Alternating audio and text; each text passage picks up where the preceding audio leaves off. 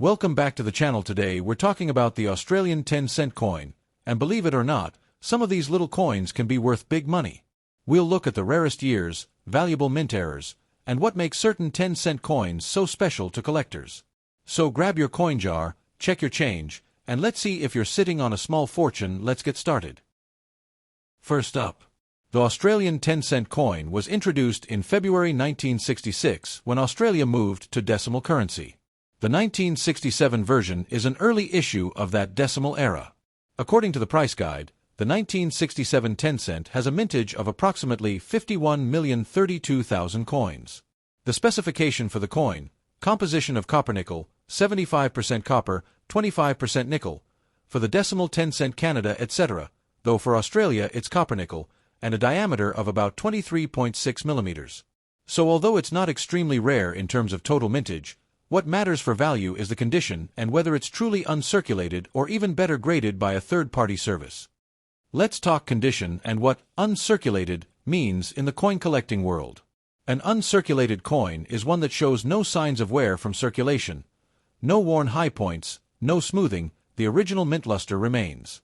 In practice, coins labeled brilliant uncirculated, or BU, may still have tiny handling marks, bag marks, or slight spots, but they're much more desirable than circulated examples. When you're assessing a 1967 Australia 10-cent in uncirculated condition, you're looking for strong detail on the lyrebird feathers, sharp strike, minimal contact marks, no major scratches or toning that significantly detracts. If the coin is certified by a grading service, that increases buyer confidence. Now, value.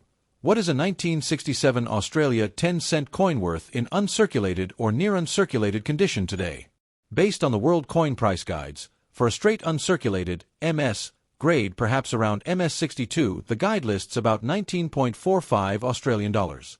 For MS66, which is much higher grade, about 28.50 Australian dollars. For MS67, very high grade, around 84.63 Australian dollars. Note, that's in Australian dollars, and the guide is a general average across auction results.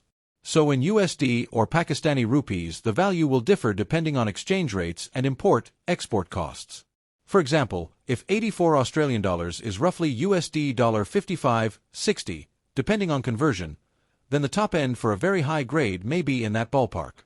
But most coins in uncirculated condition will likely sell for less, maybe 20 to 30 Australian dollars for a decent BU specimen.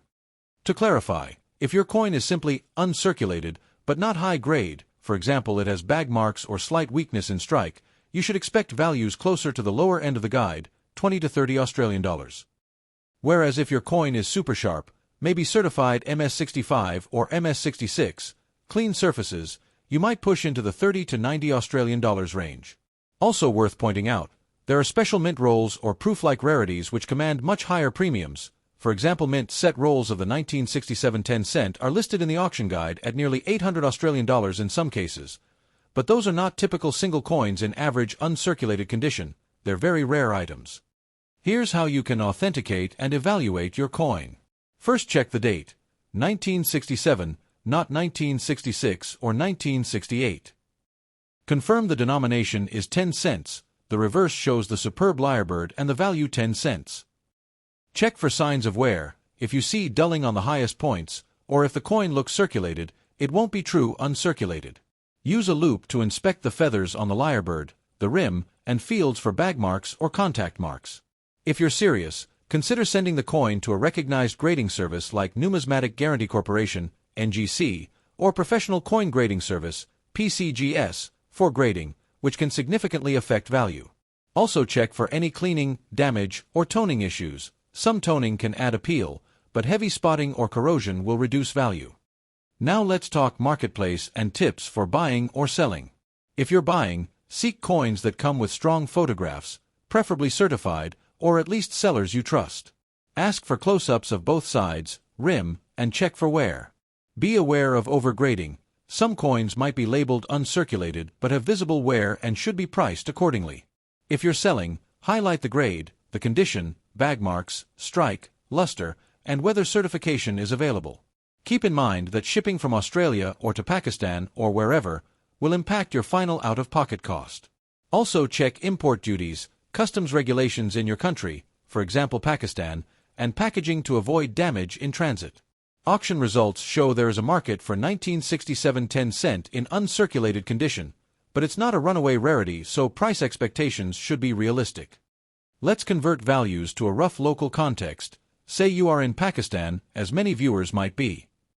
If the coin market values a good uncirculated 1967 Australia 10 cent at say 25 Australian dollars, roughly 17 to 18 US dollars, that might translate to Pakistani rupees, PKR, based on current exchange rates. For example, 1 US dollar is almost equal to PKR 280 to 300, variable. So 17 US dollars might be roughly PKR 4,800 to 5,100. Premium specimens may be much more. But again, that's before shipping, import costs, certification fees, and taxes. So if someone in Pakistan offers you a 1967 Australia 10 cent uncirculated coin for e.g. PKR 10,000, you'll need to assess whether that's in line with international market price, condition, shipping, and local demand. Conversely, if you own one and someone offers you PKR 2000, that likely is undervalued unless the coin is worn or damaged. Subscription and update tips. If you like content like this, deep dives into single coin issues, market updates, grading tips, consider subscribing to the channel.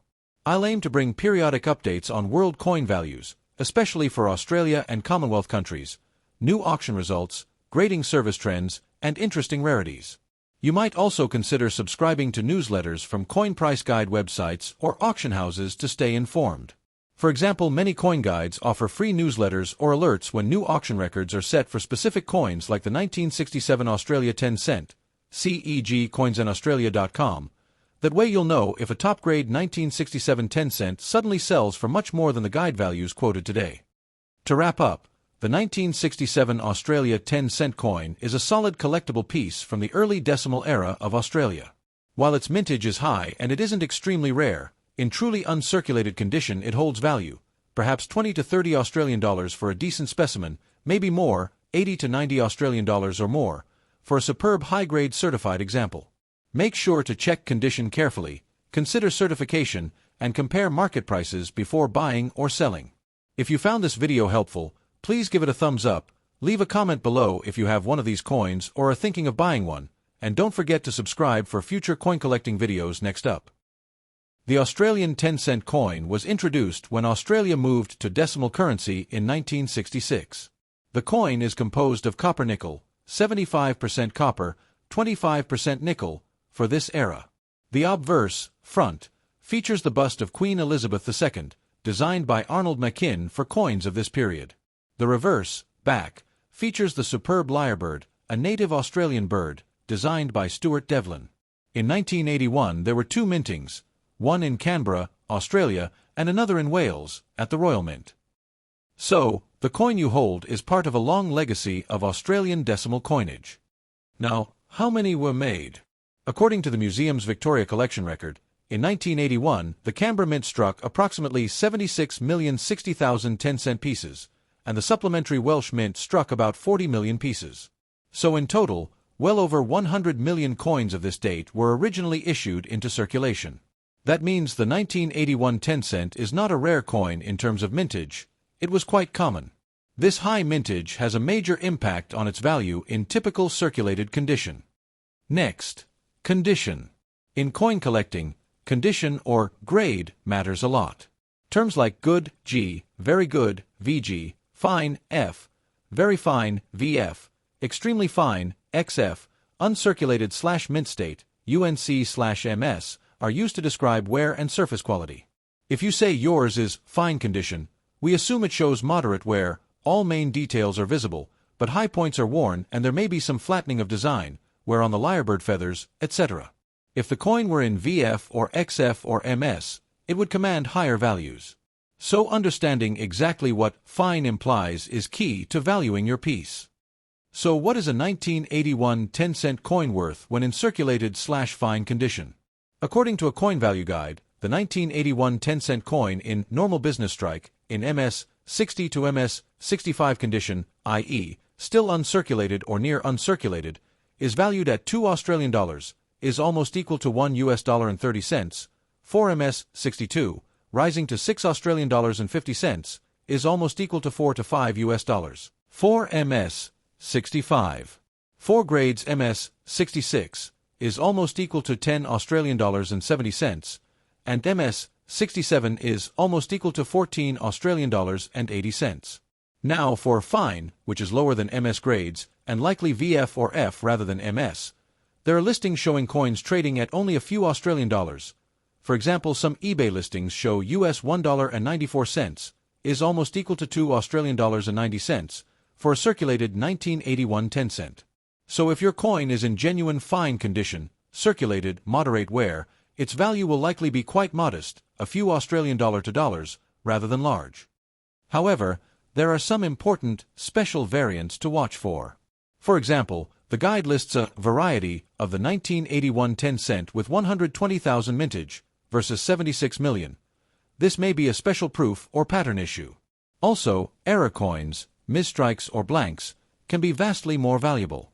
For instance, a recent news article notes that a 10-cent Australian coin struck on the wrong blank, i.e., a 5-cent planchet, was recently valued at up to 1,000 Australian dollars plus by collectors. So if your coin shows unusual features, wrong size, planchet, off-centering, doubling, etc., that could change everything. Now let's talk subscription/mint roll/collector aspects, something you referenced in your question. Some coins are released uncirculated in mint rolls, sets or subscription offerings rather than regular circulation. For example, for the 1981 10-cent, the listing on Prospect Stamps and Coins indicates an uncirculated Australian decimal coin, ex-mint roll version. Such coins would likely have no wear or minimal wear from handling, perhaps sharper detail and better luster, and thus would fetch a premium relative to circulated pieces. If you have one from a mint roll, with packaging, original envelope, etc., that's an extra plus. So when you say subscription details, the point is, check whether your coin is simply a circulated coin retrieved from pocket change, or whether it came sealed/packaged from the mint/roll/collector set. That difference will significantly affect value. So here are some practical tips for you and your viewers on verifying the coin and assessing its value. Obverse should show Elizabeth II Australia 1981. Reverse should show the lyrebird and the 10 above its head, initials SD under the bird. In fine condition, you expect obvious wear on higher elements, bird feathers, details of the Queen's bust, but major design still intact. Compare to photos of graded coins. Look for mint rolls or packaging. If it came in original mint packaging, that's a strong positive.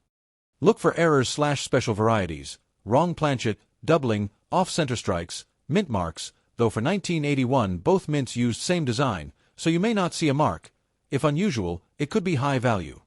Check provenance and certification if possible. If a coin is certified by a trusted grading service, it may command higher value. Consider local demand. In Australia/Asia, coin collecting markets may differ, shipping and import costs matter. You mentioned about in your query. I interpret this to perhaps mean you are wondering whether in mint, uncirculated, condition this coin could be worth around 70 US dollars or 70 Australian dollars. Based on the published price guides, a normal business strike 1981 10-cent in MS 66 is about 10 Australian dollars and 70 cents, is almost equal to 7 to 8 US dollars. MS 67 about 14 Australian dollars and 80 cents, is almost equal to 10 US dollars. That's far below 70 US dollars. Unless your coin is an extremely rare proof/variety, or an error coin or special issue with drastically lower mintage, it's highly unlikely a standard 1981 10-cent will fetch 70 US dollars. If you have a coin described as mint state MS 70, virtually perfect, or a rare variant, maybe, but you'll need documentation/certification. So realistically, for fine condition the value is modest. For mint state, modestly higher but not tens of dollars unless special. To sum up, if you have a 1981 Australian 10-cent coin in fine, circulated, condition, it's a nice collectible and part of the decimal coinage story, but it is not a high-value rarity based on current published price guides. Unless it has some special variety or error, you're looking at only a few dollars or equivalent rather than dozens. If, however, it came from a mint roll, uncirculated, or shows an error or special variety, then further investigation is warranted.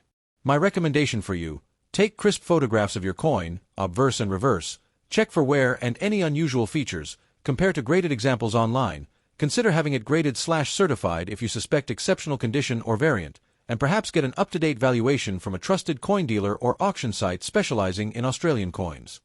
Thanks for watching. If you found this video helpful, please hit the like button and subscribe for more coin collecting insights. If you have one of these 1981 10-cent coins, leave a comment below with what you see, condition, whether it came in a roll, any unusual marks, and we can discuss whether you might have something special. And remember, collecting is about enjoyment as much as value. Even coins worth a few dollars tell stories of history, design, minting, and change. Until next time, keep checking your change. You never know what interesting coins might be lurking in your pocket. Happy collecting!